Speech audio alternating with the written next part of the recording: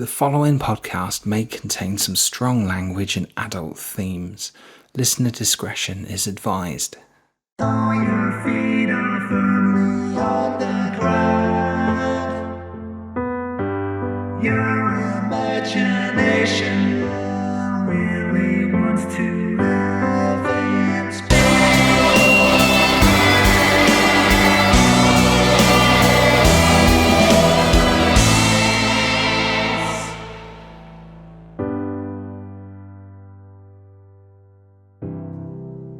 Greetings, friends. This is Jim from Strange New Worlds and Spaced Out Tales. If you're listening to this, then you've tuned into our special YouTube edition of the final episode of Season 2 of the show.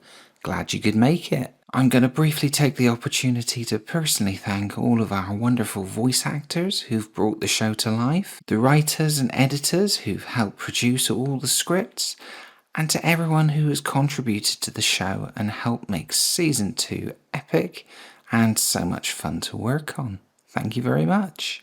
Anyway, enough waffle. Let's hear the episode, shall we?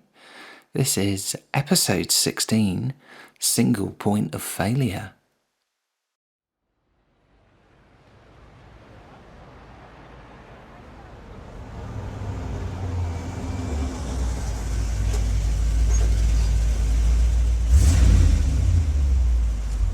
Here we are. Right, everyone set? Bring it on! What could possibly go wrong? Play it cool, but forceful. No crazy shit. Right, Bungle? You won't let that go, will you? He deserved it.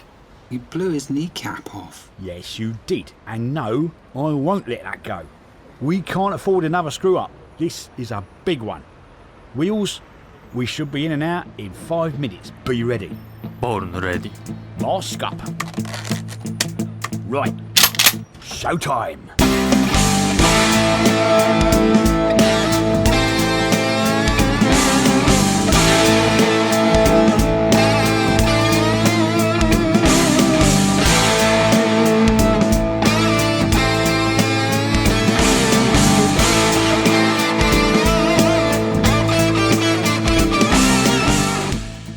Crime, apparently, don't pay. So goes the age-old adage. However, look at almost every politician or high-flying fat cat business tycoon you can think of. They've all got their fingers in the naughty jar. Hard work and talent might make you rich, but crime, that can make you filthy rich. White-collar crime is all the rage right now, but it's not really my scene. I like my crime a bit more hands-on. For me, it's niche and a bit old school, but nothing beats a good old-fashioned raid.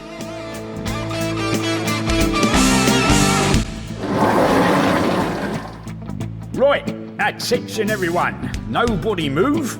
Hands in the air. You know what this is? Nobody try and be a hero this morning and we'll be out of here before you know it. Phones and mobile devices, all of them. Drop them on the floor right now. Well, come on then! He said now, not next month. Yes, you! Drop it now! Okay, move to the back there quickly, hands raised where I can see them.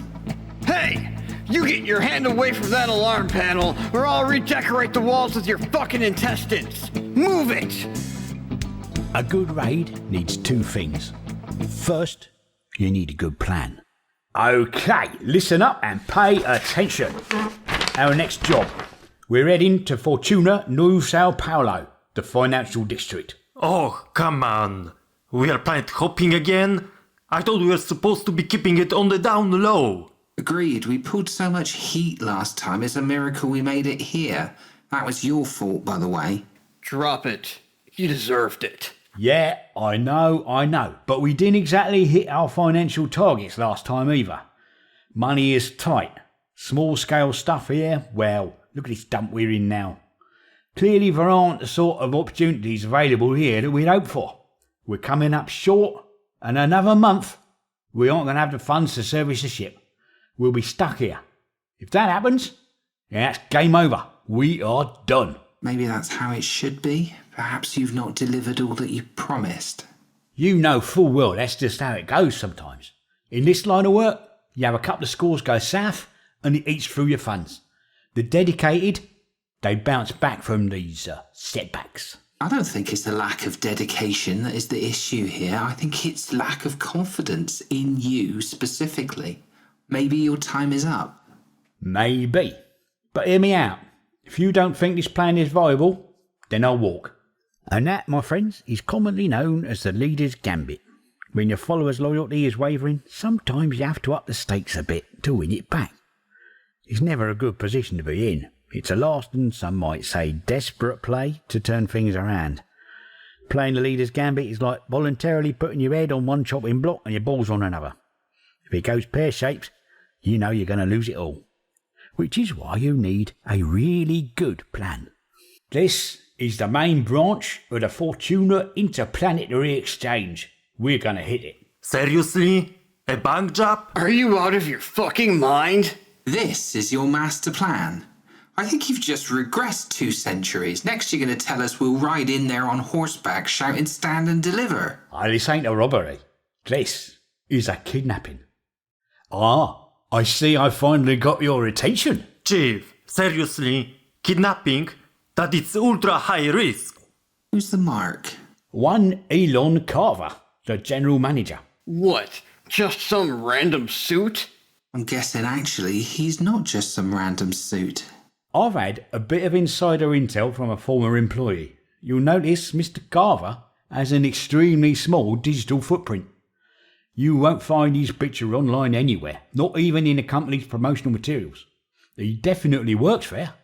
He has the job title, but as far as his public profile goes, he's a ghost. Which could mean that he's just a worthless nobody. Or He's an extremely valuable somebody. Go on. Fortuna Interplanetary Exchange is a chameleon bank. Publicly, it's a fairly middling institute. They serve small businesses, private householders, small-time investors. But that is a complete smokescreen. 80% of their revenue is black hat, through the back door business. They are the trusted bank of choice for every major league criminal organisation in the entire region.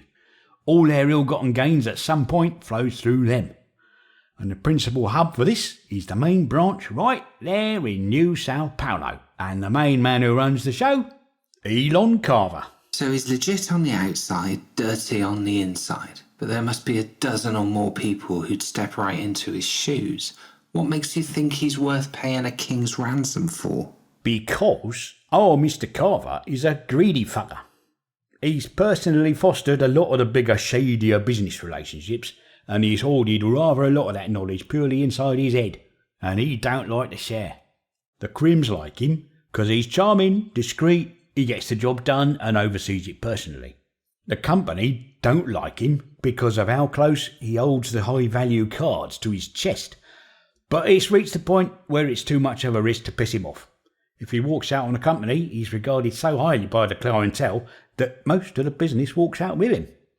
And while he's an irritation inside the circle, outside, well, he's a fucking nuclear liability. He knows all the dirty secrets. He knows where all the bodies are buried.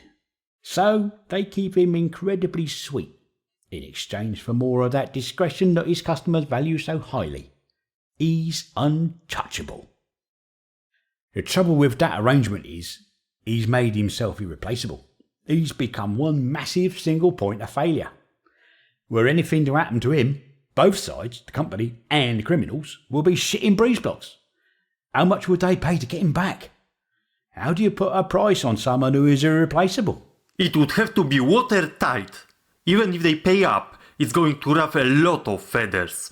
Some very dangerous people might take exception to it. Every criminal organisation in the entire region, apparently. This is true. It's a balance. We know technically the mark is worth an astronomical amount. Certainly if we went with that, we'd have to spend the rest of our lives in hiding. I propose the ransom be just enough to sort us out nicely. Would still be a hell of a score. Compared to our recent standards? For sure. But hopefully not enough to put targets on all of our backs. What do you say? And with that, the leader's gambit was played and the plan set in motion. The second thing you need for a raid, and forgive my manners for introducing them so late, is a team. Back to that raid. Right, attention everyone. Nobody move. Hands in the air. That's me, the brains of the operation. Criminals, being the untrustworthy bastards that we are, even with regard to our supposed colleagues, don't care much for people knowing our real identities, especially names. So we've all got code names. I'm the chief. Hey! You get your hand away from that alarm panel, or I'll redecorate the walls with your fucking intestines! Move it! The big fella is Bungle, the muscle. He's a bumbling idiot and has been something of a liability recently, but he scares the living shit out of people, and that is literally his sole purpose. Okay, hello, sweetheart. Sorry, I need to borrow you. Me? Yes, come over here to this terminal. Take a seat there, that's it. Now, sorry, what's your name, sweetheart? Charity. Right, Charity. Lovely name, really lovely. Now, Charity, I need you to log into this terminal. The charmer is Tech, our resident technical specialist and hacker. The bank is fitted out with a computerised alarm and all the staff have implanted location trackers. Both need to be disabled. That's it, Charity. Good girl. Just pop your password in there. We're not supposed to let anyone else use our logins. It's a disciplinary offense. And don't believe the nice, quiet, charming act. Under that calm exterior, he's a sociopathic piece of shit. Disciplinary offence. Right, I see.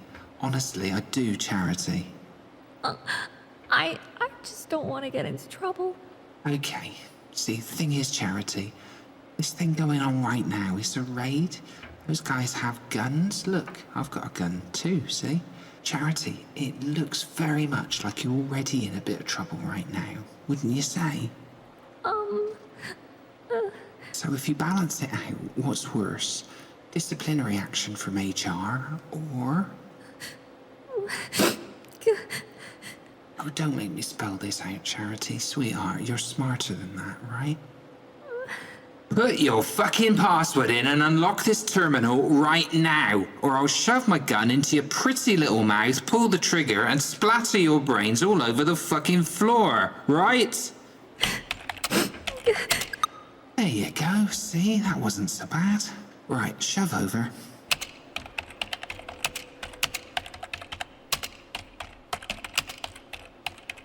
Gentlemen, please. There's no need for this. We have no money or assets held at these premises. There is nothing of value here, I assure you. We're all reasonable people, right? If you leave now and don't hurt anyone, we'll give you a head start before we notify the police. Please.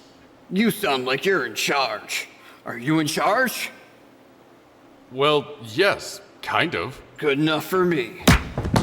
All right then. The rest of you, through that door, into the back, out of the way. Now! Go! Go! Go! Tech, how are we looking over there? 30 seconds, Chief. And what the fuck? Who's that? That's the mark. Why is he unconscious? I figured he'd be less of a pain in the ass that way, in case he tried to run. All done. Alarm and trackers are disabled. You found the mark? He's right here. Why is he unconscious? Because Bungle here is a fucking idiot. What's your fucking problem? How do you know this is our guy? Oh, seriously, tell me you managed to positively identify him before you put him into a coma. He said he was in charge. Does he have a name badge? Or any ID on him? I don't know. Well, fucking check, you dopey moron. Unbelievable. Yeah, all right. Hold your horses. He's got nothing on him. But it's gotta be him. Really, Mastermind? How'd you figure that? 'Cause he said he was in fucking charge. And from that, you've 100% determined that he's not the deputy manager or just the senior clerk or something. He's wearing a suit. It's a fucking bank. Every fucker here is wearing a fucking suit. Christ. Right. Charity, sweetheart. What's this guy's name? I'm not sure. Seriously, come on, love, you must know. Is this or is this not bloke in charge, the head honcho, the boss man? It's my first day. No one's introduced me to anyone yet. I'd only just gotten my password and shown to my desk when you came in. Seriously, Charity, you better not be fucking me around. I'm sorry. I don't know. Right, get someone else out from the back. Someone must know if this is our guy. Fuck, it's locked. They've locked themselves in back there. You shoved them all out there. That's the back office. They always have deadlocks on the other side, you fucking muppet. Oh, that is just great. Shit, we've got to go, now. Right, Bungle, grab him. Let's move.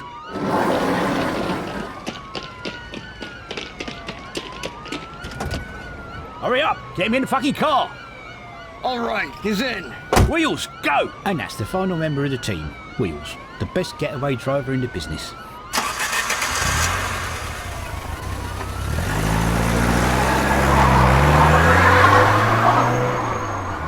I take it that's the mark. Why is he unconscious? Long story. Just drive, Wheels. We don't even know if it's the guy. What? Are you shitting me? Fucking A, it's him, all right? For your sake, he better be. Wheels, please. The pigs are coming. Get us the fuck out of here. It's him, I'm sure of it. He said he was in charge. What a fucking shit show.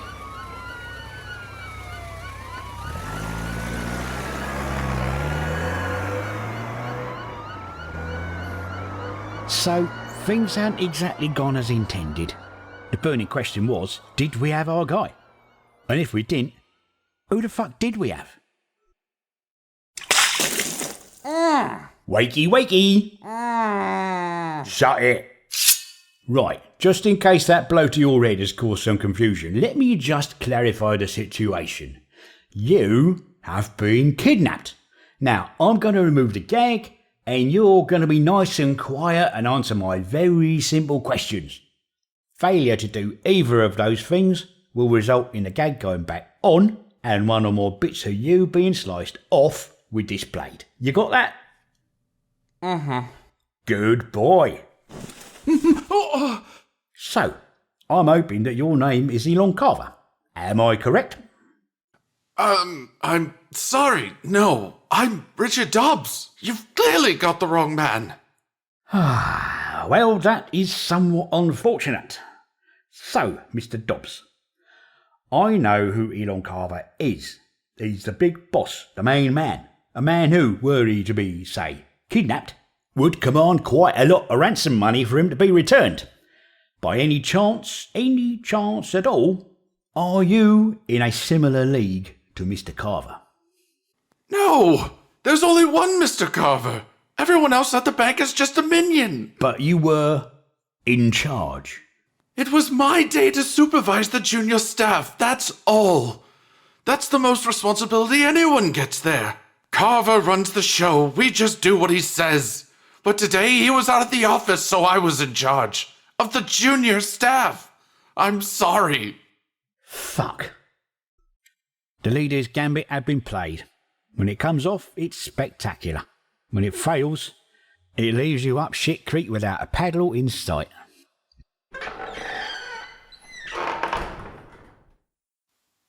Chief, you need to come see this. Stay there, Mr. Dobbs. Police have released a statement today advising that they believe the raid carried out on the Fortuna Interplanetary Exchange earlier today was a calculated kidnap attempt. They believe that the intended target was the exchange's general manager, Elon Carver, but he was apparently out of the office taking a rare day of annual leave. No one was physically hurt in the raid, although some of the staff were threatened by the three masked raiders, who all appear to be heavily armed. Unconfirmed reports state that one member of the staff may have been taken captive by the gang. Mr. Carver himself made this public statement shortly after being informed of the raid. The Fortuna Interplanetary Exchange strongly condemned the vile act that took place earlier today.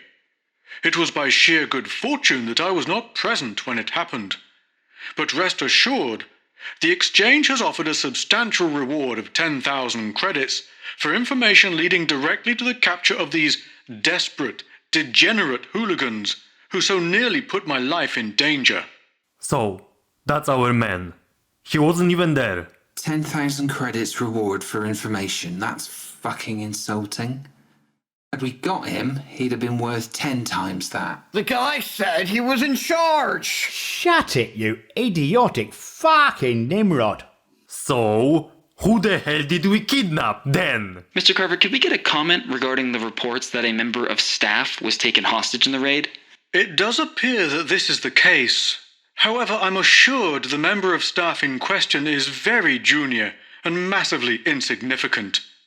We're not even sure who it was, to be honest. We're trying to find out. But be certain of this. There is no possibility of the exchange being blackmailed into paying a ransom for their return. Under no circumstances would the exchange ever entertain lining the pockets of criminals. Turn that shit off. Okay, so yes, this looks bad. Bad? It's a total clusterfuck. Hold up the moment. Carver could be covering up the true value of the guy we got. Admittedly, he kind of confirmed just how junior he was when I spoke to him, but you never know. Okay, let's look him up, shall we? Name. He says his name is Dobbs. Richard Dobbs. Dobbs, Richard, here we go. Age 42, junior deputy financial officer, unmarried, no kids, salary less than I'd get out of bed for, been at the firm for 15 years, regularly overlooked for promotion, lives in a roach-infested rental bedsit in the shittiest part of town. Social connections, almost non-existent, no listed partners, no local friends on social media. Jesus fucking Christ, this guy's a total loser. I mean, we've just kidnapped him, and they couldn't even remember his fucking name. He said he was in charge. Seriously, Bungle, if you say he said he was in charge one more time, I'm going to take this shotgun and shove it so far down your throat, you'll need to stick your hand up your arse to fucking reload it! Well, that's it then. We're done. Not quite. What do you mean? We need to get shot of him. What, Dobbs? He's worthless.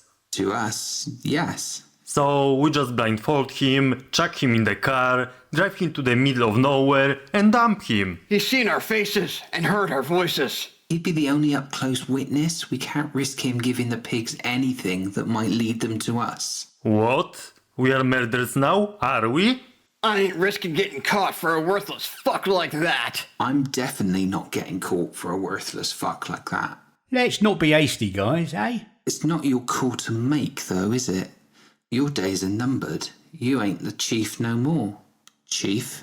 He's got to go. I want no part of this. I'm not asking for your permission. Bungle, should we get this over with? Hold up. It don't sit easy with me, but you're right. He's got to go. We can't risk him giving something up that might screw us over. But neither of you two fucking psychos are going to do it. It was my plan. I take responsibility. Ultimately, it was my fuck up. I'll sort it discreetly. But we need a plan for getting rid of the body. Why can't we just cut his throat and split? Fuck this shit. Shut it, you. No, we can't leave any trace. Are you thinking the old acid bath treatment? It's the best way. Seriously? Well, it does make sense. Now, I knew Tech was a sick fuck. I mean, on a deep, dark level. He wouldn't be able to resist the acid bath routine. He's a kind of sicko who gets turned on by that kind of shit. When you know someone has a trait like that, it can be exploited. Right, it's settled then. You two, make yourselves useful. Go to the store, get the ingredients, give it about half an hour. By the time you get back, he'll be compliant. You done this before, right? You know what we need. I sure do. Come on, Bungle. We're going shopping.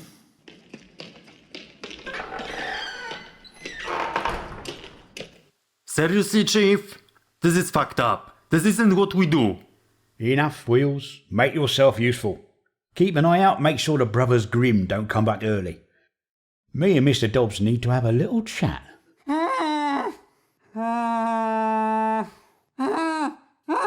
Shush. Calm yourself. Right, let's get down to business, shall we?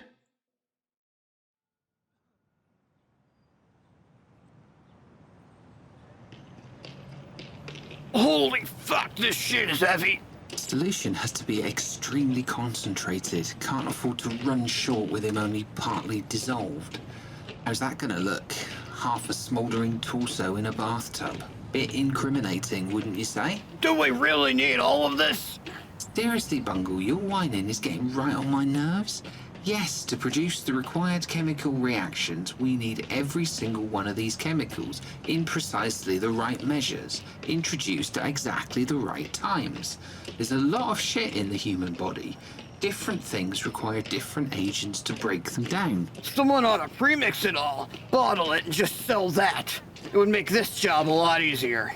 And market it as what exactly? Universal all-purpose corpse dissolver. You really are a fucking muppet, you know that? And when this is done, there won't be anything left of him? No trace whatsoever? Skin, bone, muscle, vital organs, hair, all gone. Teeth, they're a tricky bastard. Sometimes you need double strength on them. In the end, you get a bathtub of watery gloop. You water it down a bit more, and then it goes straight down the plug hole, like he was never there. Well, this I got to see. Watch and learn, Bungle. Watch and learn. Righto, boys, we're back. Mr. Dobbs had better be a cadaver by now, or I will be seriously pissed off. Chief, Wheels, where the fuck are you? Yeah, funny that. Have a nosy around. They're not here. Nor Dobbs. What's going on? Did they all get cold feet? I think we're being seriously fucked over. Freeze! Nobody move! Drop the bottles. Hands behind your heads. That's them. Right, on the floor, now!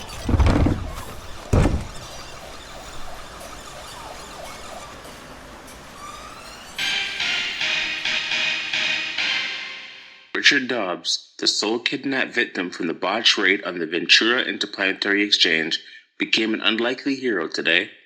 Apparently, seconds away from being murdered by the criminal gang holding him hostage, Mr. Dobbs managed to break free of his restraints and overpower his two captives. Both fled the scene, leaving Mr. Dobbs free to escape and raise the alarm. Police tactical units descended on the gang's hideout just in time to intercept two other members of the gang who returned to the premises shortly after, completely unaware of their imminent capture. They were immediately arrested and taken to police custody, although a citywide manhunt is underway for the remaining two fugitives. Presently, they are still at large.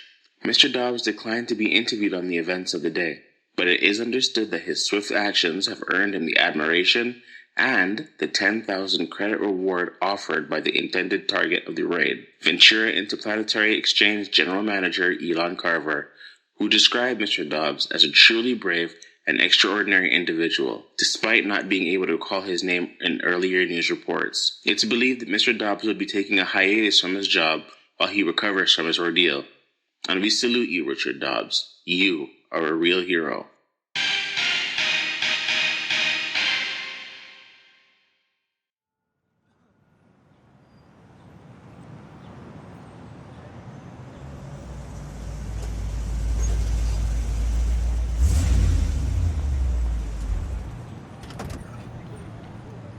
Mr. Dobbs, fancy seeing you here.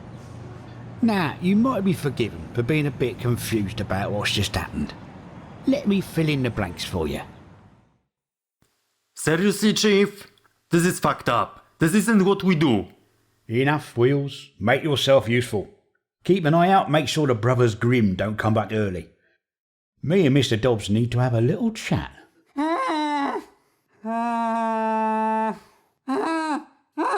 Shush. Calm yourself.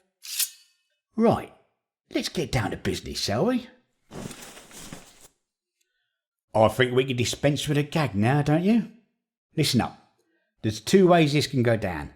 The first way ends up with you dying horribly and your bloody corpse being dissolved in an acid bath. The second way ends with me not having to murder you, makes you, me and Wheels a small amount of profit, and it gets me out of a big hole with regard to my two somewhat unpleasant and soon-to-be ex-colleagues. It turns out, poor, quiet and downtrodden Mr. Dobbs had been considering something of a career change anyway. To being passed over for promotions, lack of respect from his co-workers, the trauma of the raid, and of course the boss considering him so insignificant that he couldn't even remember his name, even after being kidnapped at gunpoint. Well, it's little wonder that he was in the market for a bit of a wholesale lifestyle change. Let's just say he didn't require too much convincing. And who could blame him for that, right? Anyway, back to the here and now.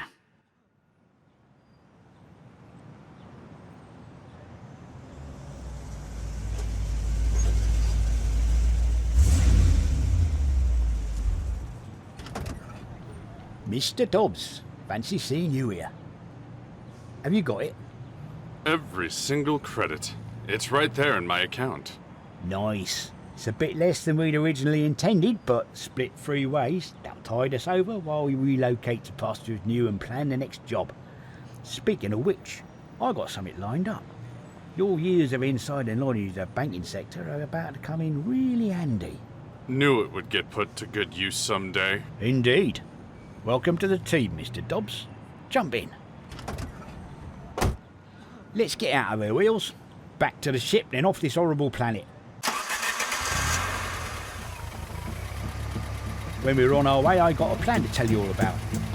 This one is going to be big.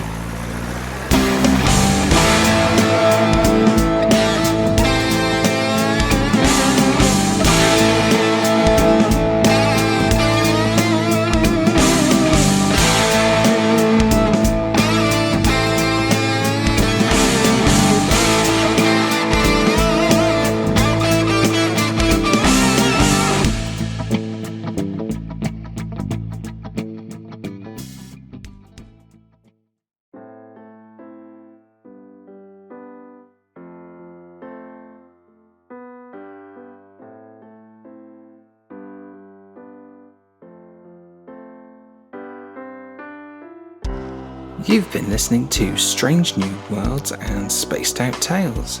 Episode 16, Single Point of Failure, was written by Jim Cogan and starred John Kennard as Chief, Stephen Newhand as Bungle, Jim Cogan as Tech, Voitrak Matras as Wheels, Joe Kilcar as Dobbs, Lauren Deakin as Charity, Paul Lawley Jones as Elon Carver, Caleb Deathridge as the journalist, Cisco de Guzman as the SWAT team officer, and Kingery32X as the news announcer.